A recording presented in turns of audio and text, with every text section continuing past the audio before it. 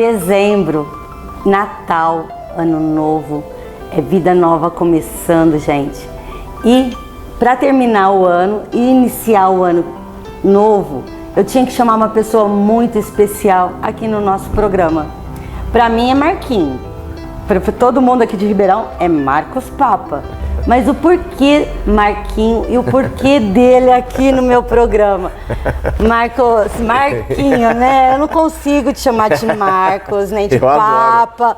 Você me perdoa, mas é assim, né? E aqui no Geração do Bem eu falo assim que a gente tem que mostrar as coisas boas, o terceiro setor, o voluntariado. E eu te conheci assim.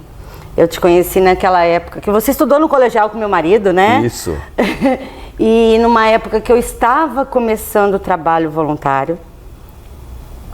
Eu precisava de alguém para fazer um casamento de 2 idosos no lar. E foi tão bonitinho, porque nós fizemos o dia da noiva, nós fizemos o casamento. E o Marquinhos deu essa bênção maravilhosa pra gente, né? Ai, foi tão gostoso. Eu levei minha mãe, não sei se você vai lembrar. Lembro. A professora Maria do Carmo foi junto. Essa história do Marquinho tem uma coisa que eu preciso te falar. Lá na creche, né, eu cresci lá, nós estamos no Geraldo de Carvalho há 40 anos, né? E aí eu era o Marquinho. E agora tem gente que quer me chamar de seu Marquinho. Falou, não, gente, seu Marquinho não, pelo amor de Deus. Não, ficou feio demais. Não, eu não vou conseguir ser o Marquinho. Para. É só para contar que tem essa brincadeira comigo lá. É isso, a gente se conhece de muito antes de eu sonhar que um dia eu ia estar na política partidária, na política eleitoral, trabalhando no primeiro setor, né? Porque no terceiro eu estou há 40 anos. Mas foi por ver que nós não estamos aguentando mais no terceiro setor de tanta sobrecarga. Por conta de esforço do primeiro setor, eu tomei a decisão de vir para o primeiro setor. Mas é isso, são 40 anos de boas memórias, felizmente. Você falou uma coisa muito linda aí também. A gente, quando começa a trabalhar no terceiro setor, gente, a gente não está contra ninguém do primeiro setor, a gente é um braço, a gente tem que ser parceiro. Exato. A gente tem que andar juntos, porque onde a política, onde o poder público não consegue alcançar, a gente entra. É isso que faz o terceiro setor ser apaixonante. Né? É chegar e falar assim, olha, você pode ir no CRAS, fazer teu cadastro para receber isso. Olha, não, eu vou te ajudar. Essas informaçõezinhas, somos nós do terceiro setor que vamos levar para a população em estado de vulnerabilidade social, né, Mar? É isso, porque veja bem, o país, nós temos assim, a iniciativa privada maravilhosa, o esforço do empreendedor, né? Então a iniciativa privada ela é mais do que necessária. Nós temos que trabalhar constantemente para melhorar o ambiente de negócios da nossa cidade, do nosso país. Nós temos empresas que têm competição, que têm condição de competir globalmente. Então nós precisamos trabalhar isso. Então maravilha, a iniciativa privada, o motor, a força da iniciativa privada, da inovação, da criatividade.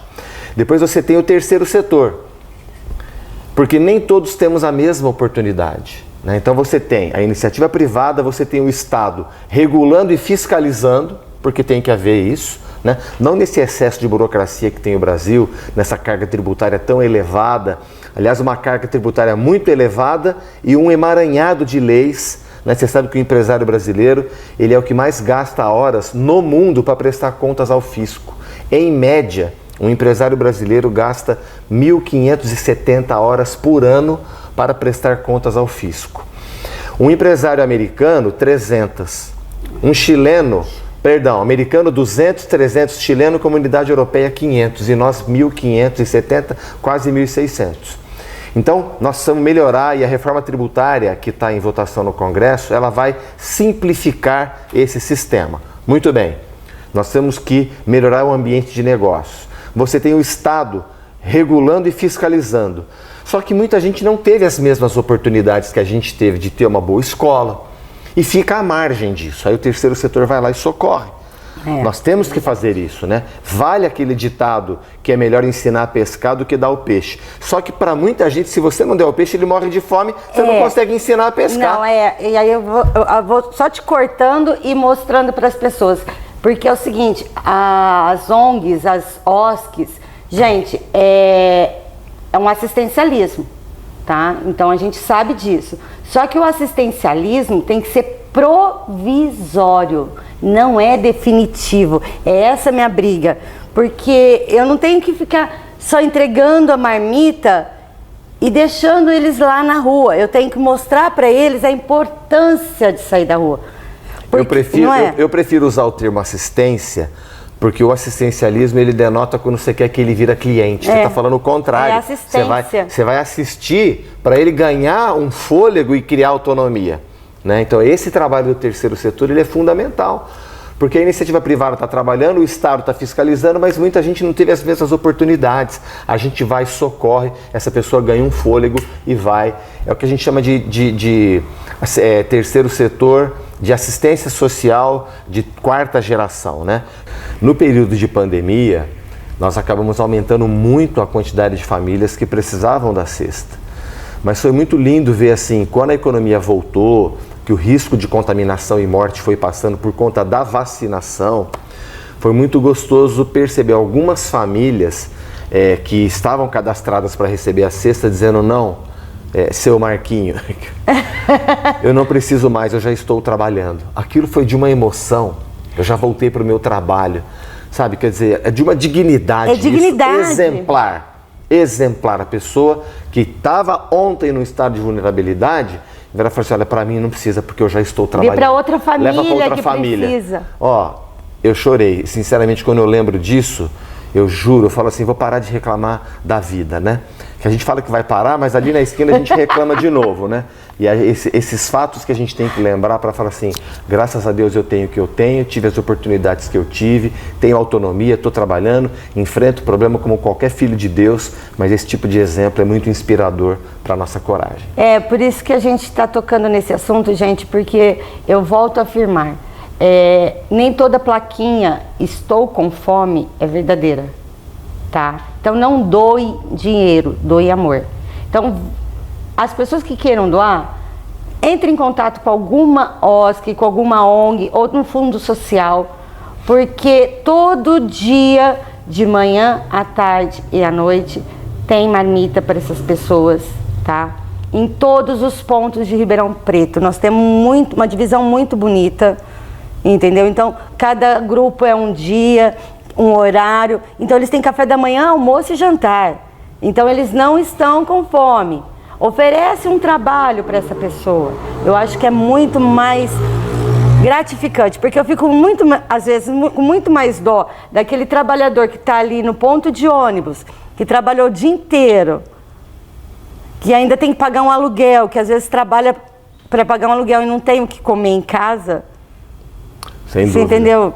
Então é isso Ribeirão que a gente tem que mostrar para a população, né? Criei junto com a prefeitura a política municipal dos moradores em situação de rua. Eu já li. A prefeitura ela tem instrumentos para cadastrar, né, para oferecer estudo. Nós sabemos que é muito complexo a questão do morador em situação de rua, que muitas vezes ele quer morar na rua. Ele tem isso, é uma questão que ele gosta disso. Não é só porque ele não tem onde morar. Houve um desentendimento com a família, ele infelizmente está fazendo uso de drogas. Por isso que existe assistência social, por isso que eu falo que é uma ciência, né? Que combinado com um diálogo, né, multidisciplinar, com o programa de saúde mental, com o programa de empregabilidade, isso tudo a prefeitura pode promover.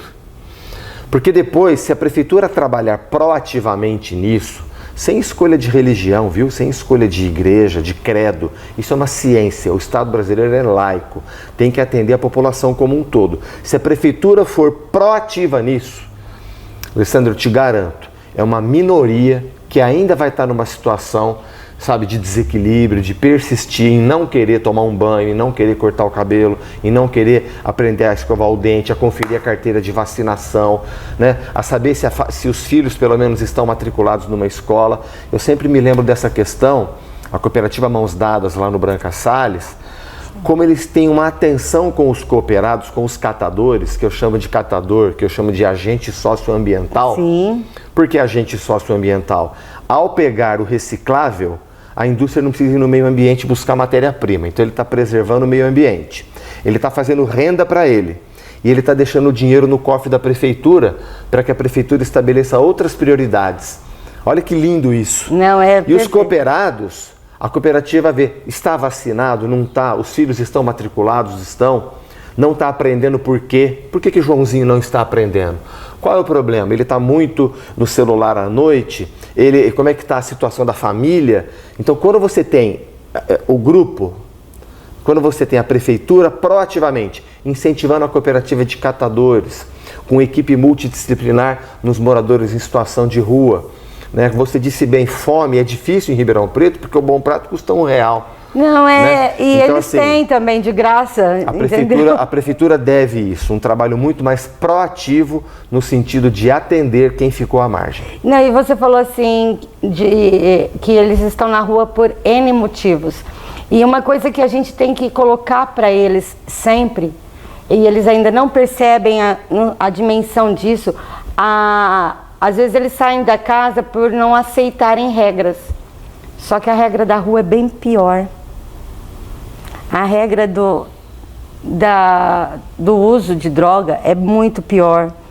Então eles se sujeitam a umas regras bem piores. Então quando a gente consegue conversar com eles sobre isso, olha, você já saiu de um ponto X, está nesse ponto Y, daqui a pouco você vai para onde?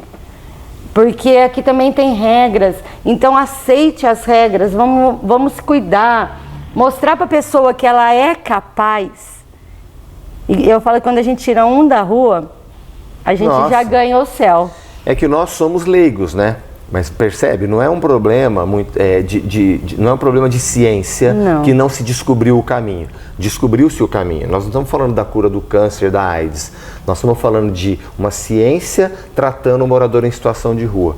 Olha, os resultados são muito promissores. Quando você trata o ser humano como ser humano, os resultados são muito promissores, são mensuráveis. E a gente sabe que dinheiro não falta na prefeitura, né? A única coisa que não falta lá é dinheiro, então falta realmente aplicar essa ciência em benefício de todos. A gente está dando um exemplo aqui do morador em situação de rua, porque nós estamos no terceiro setor, nós estamos lá na ponta, lá naquela capilaridade, levando para quem não tem o que, graças a Deus, a vida nos deu. Mas a prefeitura tem que agir como ciência, tem que agir como Estado. E daqui a pouco, depois do breve intervalo comercial, nós vamos continuar com esse papo maravilhoso.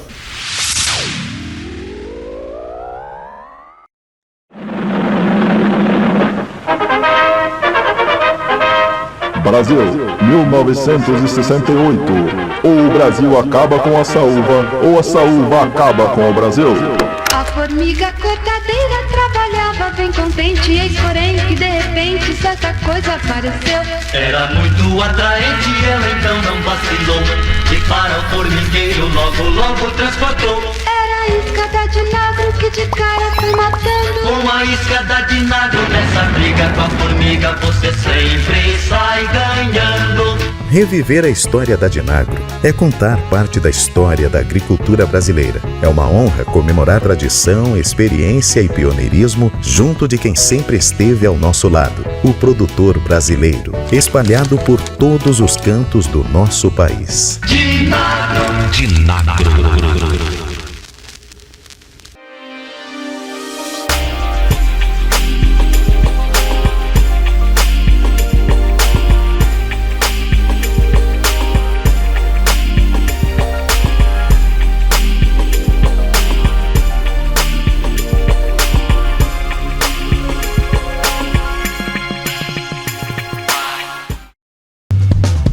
Espeto dos Bancários. Aqui você encontra os mais variados espetos, porções e lanches, além da cervejinha super gelada.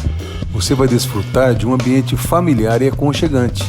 Você ainda vai conhecer o Antônio, o mais atencioso e simpático garçom de Ribeirão Preto e região. Vem pra cá ou faça sua encomenda pelos telefones. Esperamos você a partir das 17 horas. Rua Tercílio Celeste Pastore, 296, bairro Bancários, em Ribeirão Preto. Vocês estão assistindo Geração do Bem. Eu estou aqui num espaço que pode ser seu. Entre em contato conosco, venha ser nosso parceiro. Nós precisamos de você, porque fazer o bem faz bem.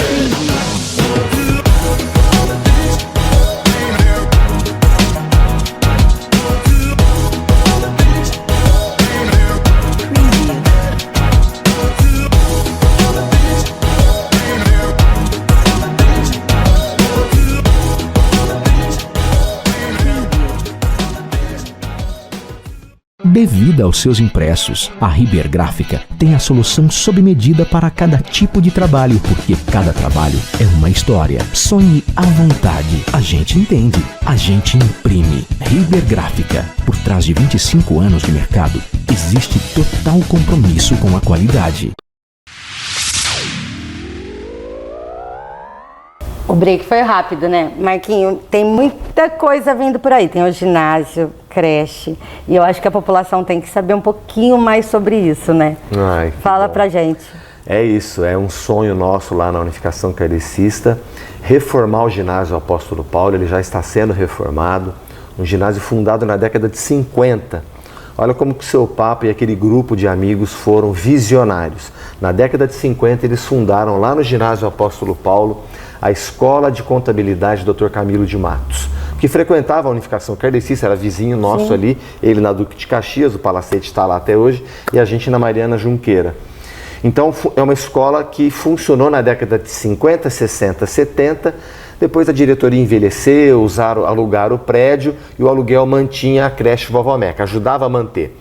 Equilibramos as contas da Vovó Meca e estamos reformando o ginásio para voltar a fazer o que fazia. Nós vamos dar educação e formação para o trabalho, para o adolescente, para o jovem aprendiz, ter mais facilidade de conseguir um emprego. Um contraturno escolar seria? Um contraturno escolar na área da cultura, da atividade física e na área do esporte. Nós vamos ter o ginásio lá nos Campos Elíseos, Rua São Paulo, entre a Anita Garibaldi e a Ceará. Nossa, quem passa ali na porta agora já vai ver a reforma. E um ponto maravilhoso, né? E falar em ponto, tem ponto de ônibus na porta, então vai ser acessível para quem depende do transporte público, que precisa melhorar muito, como nós sabemos, mas esse é um outro assunto aí, já é o meu trabalho. Então vão ter em contraturno escolar para todos os adolescentes que quiserem ter uma profissão. Exatamente. Nós vamos começar com interpretação de texto, nós vamos começar com a poesia do hip hop, com a poesia do samba, conectando esses adolescentes, esses jovens que estão precisando de uma chance no mercado de trabalho, através do hip hop, do samba, estudando o que é uma letra, qual é a origem do hip hop, aí já fala de cultura, qual é a origem do samba, idem, por que existe toda uma comunidade de cultura de raiz africana envolvida com essas músicas, e a partir daí você ter como você escreve isso que você colocou na poesia. Na poesia você tem licença poética para falar daquele jeito, para cantar daquele jeito, mas como é que você escreveria isso para você fazer uma prova, um vestibular, para você ser um comunicador, já que você ou para você ser um artista? Então você vai trabalhar expressão cultural, você vai trabalhar cultura, você vai trabalhar escrita e preparar. Essa pessoa vai ter mais qualificação para disputar o emprego e para ter uma boa remuneração justa, porque não eu se vou vive falar de como caridade professora, tá? Porque como professora eu vou falar, muitas vezes as crianças, tudo que elas sentem, às vezes elas não conseguem expressar. Então elas conseguem colocar no papel, isso é muito importante. A interpretação de texto. É isso que a gente vai fazer né? lá. Eu acho que é muito... É um carinho, porque você pede para a criança, fala um pouquinho sobre a sua vida. Ela não vai saber falar, mas na hora que vai escrevendo, elas viajam, isso. Né? Você vê lá na Colômbia, eu visitei a Comuna 13 em Medellín, que já foi a favela mais violenta do mundo. Né? O que eles fizeram lá? Eles chamam de acupuntura social. Onde o narcotráfico estava, eles foram com o hip hop, com o grafite, com a música, e a sociedade percebeu que o Estado estava presente, que ele estava lá combatendo a criminalidade, mas combatendo de verdade. Não essas operações espanta-barata que eles fazem lá no Rio de Janeiro, que é muito fácil, né? Sobe lá, mata 30, 40 pessoas e tem gente que fala, mas não é santo que morreu. Nossa, aqui no Brasil ainda não pode a pena de morte, tá, gente? Se estavam soltos é porque pagaram as penas que deviam e estavam lá. Então, ainda felizmente não tem pena de morte no Brasil. Então, são pessoas que estavam na comunidade e muitas vezes são mortas por tanto de bala perdida. Então, essas operações espanta-barata nunca resolveram. A gente esquece, mas já teve a do Papa, a da Copa do Mundo, a das Olimpíadas, agora mais uma. Então, lá eles chamam de acupuntura social. É um enfrentamento do narcotráfico com inteligência, como essa última operação que a Polícia Federal fez agora com o tráfico de armas. Você viu o valor? 1 bilhão de reais eles movimentaram num período muito curto de tempo. Então é com inteligência, né? Através de movimentação financeira, mas o Estado presente na comunidade, levando saneamento básico, internet, transporte. Onde o ônibus não chega, tanto em Medellín como Bogotá, eles colocaram, sabe o quê? Aqueles bondinhos, colocaram escada rolante no morro. E a pessoa desce no bondinho, cai num bicicletário público e com a ciclovia ela pega a magrela e chega no trabalho. Então, a acupuntura social, onde está o problema, tem que ir lá. E assim nós vamos pouco a pouco melhorando. E é muito o ginásio interessante. Apóstolo Paulo vai fazer esse trabalho. Vai fazer? Parte disso, né? Nós estamos falando ainda do terceiro setor. Eu sonho com um dia que o primeiro setor faça esse trabalho também nas nossas comunidades. Mas então, você sonha, eu também sonho. Então vamos lá, eu li a lei que foi sancionada por você e pela Samanta, né? Pelo prefeito, na época era Samanta. E o Dr. Carlos César, que era vice-prefeito também. Eu li tudo, por quê? Porque eu estou também desenvolvendo um projeto de onde entregar essas marmitas. Porque você falou da Colômbia, eu fui para a Argentina. A filha médica lá, e ela estava trabalhando numa comunidade, porque ela podia escolher o hospital, ficou um ano escolhendo, assim, podia escolher o hospital que ela queria trabalhar. Porque depois que se forma, tem um ano para trabalhar de graça para o governo. Nada mais justo. E depois fazer uma prova para provar que ela consegue ser médica. Em todos os especialidades. Ok, eu fui com ela. Todo hospital, não é hospital, é uma unidade básica, tipo UPA. Uma pequenininha, um posto de saúde. Em frente tinha um local para entrega de comida. E do lado tinha um local para as crianças fazerem atividades. Então, se a gente começar a trabalhar isso nas comunidades, eu tenho certeza que o narcotráfico vai se sentir um pouco coagido. A gente tem que começar a agir. A gente não pode perder a fé. Mas, porque eu tenho certeza absoluta que Deus não perdeu o controle da situação. Ele só está deixando a gente fazer, porque ao fazer a gente cresce. Essa é a questão. Deus está nos dando a oportunidade, eu podia fazer feito. Né? Nós estamos em dezembro, né? Mês do Natal. Lembra aquela cena que Jesus curou Lázaro? Sim. Eu acredito que ele curou Lázaro, que Lázaro estava tão doente que não havia mais circulação nas extremidades. O texto fala que havia um mau cheiro lá, né? Por quê? Porque havia realmente uma decomposição das extremidades, mas não que ele tivesse morto, pelo menos é a minha fé. Pega um versículo que Jesus fala assim, removam a lápide. Falando de fé de novo, eu acredito que Jesus estalaria o dedo e a lápide se moveria. Mas por que ele pediu para mover a lápide? Porque mover a lápide estava ao alcance daquelas pessoas. Curar Lázaro não. Então a lição é, faz o que está ao teu alcance, que aí eu vou e faço o que não está ao seu alcance. Então nós vamos fazer no limite das nossas forças o que está ao nosso alcance. E a vida, ela faz aquilo que não está ao nosso alcance. Eu tenho muita fé nisso. Eu também, porque onde a gente não consegue alcançar, a mão de Deus consegue. Certeza. Com certeza. E para nós aqui do Geração do Bem, a parte mais importante de tudo isso é mostrar para vocês que fé, né, independente da religião, de Deus e família, são a base de tudo, gente. E é o mais importante para nós aqui do Geração do Bem. E agora aquele minuto de fé, esperança e paz em tua palavra com o Padre Carlos.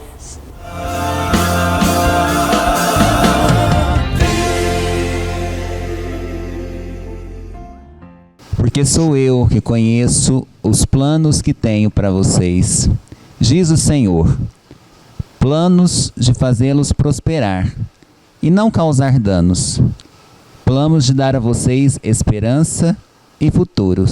Jeremias 29:11.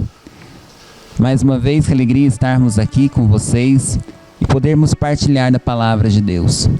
Que alegria juntos podermos partilhar vida, partilhar esperança. E é justamente o que Jeremias fala nessa palavra. Partilhar o dom da vida em Deus. Fizemos tantos planos, não foi? Fizemos planos de viagem, sonhamos comprar, adquirir aquele imóvel, sonhamos fazer a viagem com a família.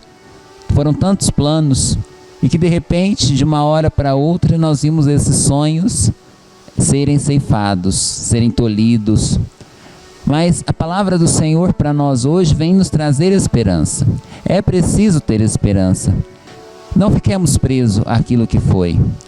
Os planos do Senhor são os melhores para nós.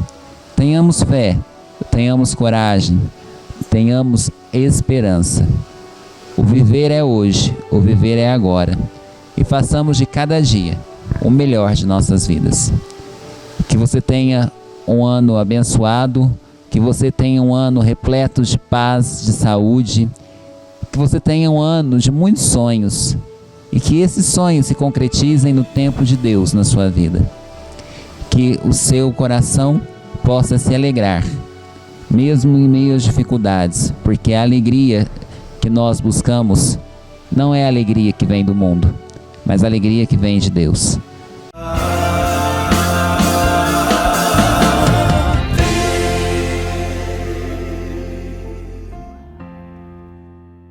Que mensagem linda, né? Vocês devem ter achado estranho eu não ter me despedido do Marquinho, mas não é. É que sempre eu desejo um Feliz Natal, um Feliz Ano Novo, eu passo uma mensagem para vocês. Eu quero te agradecer primeiro por estar aqui, eu quero você mais vezes no nosso programa. Para falar de tudo, não só do terceiro setor, um pouquinho de cada coisa, porque a tua função aqui é muito importante para nós, tá? Obrigado. A gente agradece a Deus a tua função aqui pra gente. Fico muito agradecido. E aproveitando, pode deixar a mensagem? Não, eu quero a mensagem para você, dá pro pessoal. Não, porque nós estamos em dezembro, né? E muita gente fala assim, mas é uma data convencionada, não tem como saber se Jesus nasceu dia 25 de dezembro. E eu digo, pouco importa. Se nós humanos convencionamos que o nascimento de Jesus é 25 de dezembro, que assim seja. O mais importante é que ele nos inspire, né? Quando ele fala para aquele moço, dai a César o que é de César e a Deus o que é de Deus, a gente está cumprindo a nossa função na vida em sociedade, né? Cumprindo as leis, fazendo o que nós temos que fazer, mas nós estamos desimpedidos de dar a Deus o que é de Deus, de ser justo, de ser fraterno, de ser caridoso, né? De ter esse movimento de fraternidade em direção a quem precisa. Então, que seja Jesus o inspirador dessa mudança de padrão de atitude, para que nós possamos também fazer essa conexão com Ele para as bênçãos, né? Olha lá, vibração, frequência e sintonia. Ou vibração, sintonia e frequência, né? Porque a hora que a gente vibra, a gente forma uma sintonia e vai fazer frequência com algo. Então, nós queremos a conexão com Jesus. E é através desses ensinamentos, lá naquela festa de casamento que ele estava, que Maria estava junto, né? Aquela da transformação da água em vinho, pega o versículo lá, quando ela diz assim, façam tudo o que ele vos disser. A gente ainda não faz, mas que nós possamos, inspirados por ele, fazer, amar ao inimigo, bendizer aquele que nos calunia, orar por aquele que nos persegue, oferecer a outra face, ingressar pela porta estreita. Olha quanta coisa que ele nos diz. Seja o Natal inspirador dessa mudança de padrão de pensamento e de atitude. Depois dessas palavras, então, que Jesus nasça todo dia no coração de vocês. Fiquem com Deus e até semana que vem.